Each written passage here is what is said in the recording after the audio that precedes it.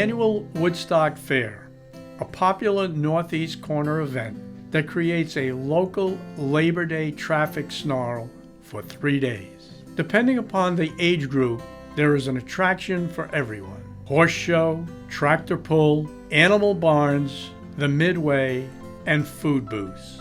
Everyone has a favorite event that keeps them coming back, but no one goes to the fair to take a plane ride, unless your name is Jeff Macdonald.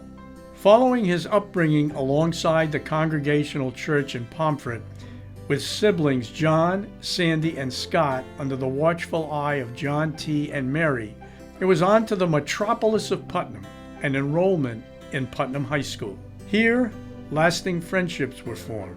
Jeff lived and he practiced acceptance, tolerance, equality, long before those became buzzwords in education, business, and industry.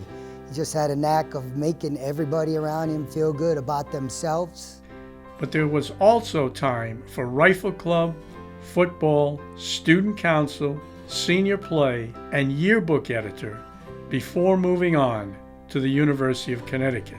If the flights at the fair whet Jeff's appetite, it was the opportunity to join the flight club at UConn that advanced the process. But his solo flights on the Marston Mills Dirt Strip Airport on Cape Cod was the clincher for the career he desired to pursue.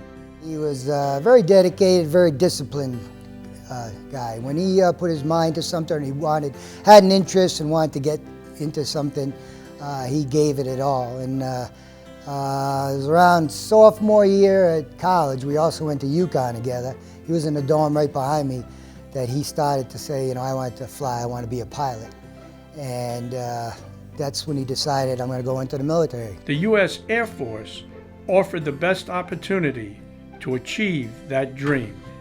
Following successful completion of Officers Candidate School, Jeff's first assignment as second lieutenant was as a search and rescue helicopter pilot in North Dakota, where he was credited with saving the lives of 2 near-death youngsters by transporting them to the nearest medical facility. Being stationed there enabled him to attain a master's degree from the University of North Dakota. It also provided the opportunity to meet Rhonda, a North Dakota native and fellow licensed pilot who, despite some early misgivings, became Mrs. Macdonald in 1986. A move back east to Andrews Air Force Base in Maryland that same year provided him with additional military highlights and opportunities. Jeff was honored as Air Force Base Grade Officer of the Year in 1987 and was also selected as military assistant for the 1989 presidential inauguration of George H.W. Bush, leading to the opportunity to be present at several celebratory events, including the annual inauguration ball. There was always the desire to fly higher, faster, and farther, and this meant a transition to fixed-wing aircraft.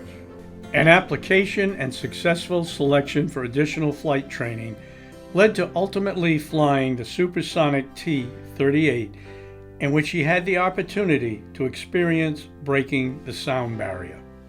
Once the thrill of higher and faster was realized, it was on to bigger, and that meant the C-5 Galaxy cargo plane. This brought assignments and missions to every continent except Antarctica, and led to 2 Air Force Meritorious Awards, as well as several other medals. Meanwhile, the family was growing, and there was a desire to spend more time being closer to home, to be more of a dad and a husband, so he became a reservist. While he maintained active duty assignments, he was able to be more involved with family activities and to begin his career as commercial pilot with Northwest Airlines. Next came assignments at the Pentagon. First, working closely with the Federal Aviation Agency, representing the military, and monitoring the limited airspace that is shared by the military and civilian aircraft. Then, under the Joint Chiefs of Staff, he eventually became commander of the 404th Air Expeditionary Group, which was the first ever U.S. command operation based on the African continent.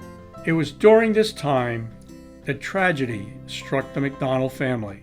Jeff's wife, Rhonda, was diagnosed with cancer, and he returned to Andrews Air Force Base to begin his retirement assignment with the 1st Helicopter Squadron. In a reverse role, the now old colonel was now teaching young pilots. Retirement as a dual qualified fixed-wing and helicopter pilot was celebrated in the 1st Helicopter Squad hangar in 2012, following over 4,800 military flying hours. When Jeff retired from the Air Force, my wife and I, Billy, went down for his retirement ceremony. And Jeff did a very eloquent, gave a great eloquent speech about who to thank along the way from the beginning right up to his retirement. And the thing that impressed me the most about Jeff's list of people that he thanked is the first 2 people that he thanked, he named them by name. One was the janitor and 2 was the maintenance man at the facility where he went to work every day. To me, that says a lot about the human being in Jeff. No matter who you were, no matter what rank you were, everybody mattered. And that's probably the best way I can sum up Jeff's mentality when it comes to people caring. And while the military was in the past, his time in the air was not. He returned to commercial flying for Delta Airlines with mainly international trips to Asia and Europe in a Boeing 767. Life without Rhonda, who passed in 2015, now continues in Vienna, Virginia, but is far from sedentary. Keeping track of his successful and now grown children on the other side of the country tops the to-do list. However, real estate ventures, trips with the RV to the vacation home in West Maryland, and the always available motorcycle or jet ski fills up the time when he is not in the air. And his journey has not continued without companionship.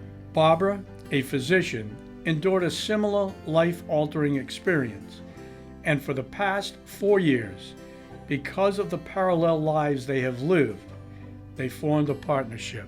Jeff looks back at his time at Putnam High School and his association with the community of Putnam as a blending experience that provided the foundation and direction for all that he was able to achieve while serving his country.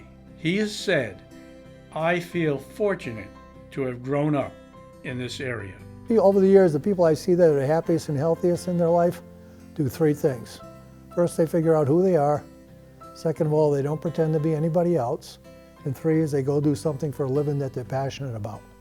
And my friend Jeff's done all 3, and that's why he's very happy and successful.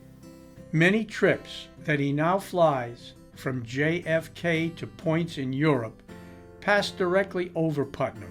I often look down and enjoy telling the other pilots, "That's where I'm from." He can now add, "If you squint real hard, you will see a plaque dedicated to me on the Putnam High School Wall of Honor."